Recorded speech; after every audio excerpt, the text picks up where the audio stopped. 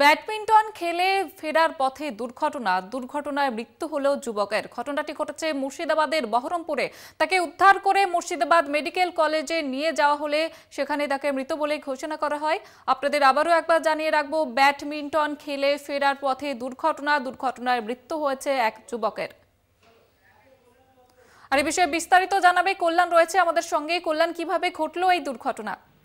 দেখো, সেটা গতকাল রাত্রেবেলায় বহরমপুরের ভাকুড়ি এলাকা থেকে বাড়ি ফিরছিল ব্যাডমিন্টন খেলে পিন্টু দাস এবং মোটর বাইক নিয়ে বাড়ি ফিরছিলেন। সেই সময় দ্রুত গতিতে একটি ট্রাক এসে ভাকুড়ি যে রেলগেট রয়েছে সেই রেলগেটের সংলগ্ন এলাকায় ধাক্কা মারে পিন্টু দাসের মোটর বাইকে।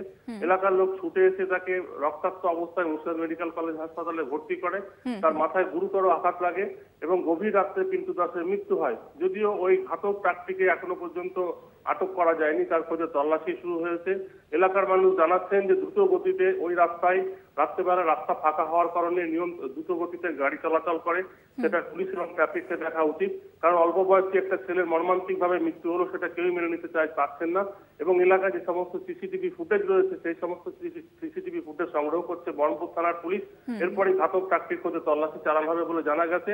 তবে পিন্টু দাস তার বন্ধুদের সঙ্গে ব্যাডমিন্টন খেলে প্রতিদিনের মতোই কালকে বাড়ি ফিরছিলেন।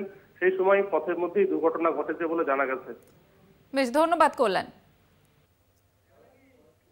ব্যাডমিন্টন খেলে ফেরার পথে দুর্ঘটনায় মৃত্যু হয়েছে এক যুবকের।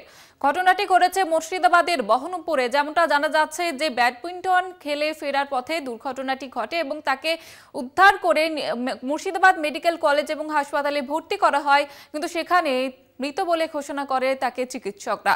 ঘাতক ট্রাকের খোঁজে তল্লাশি চালাচ্ছে পুলিশ।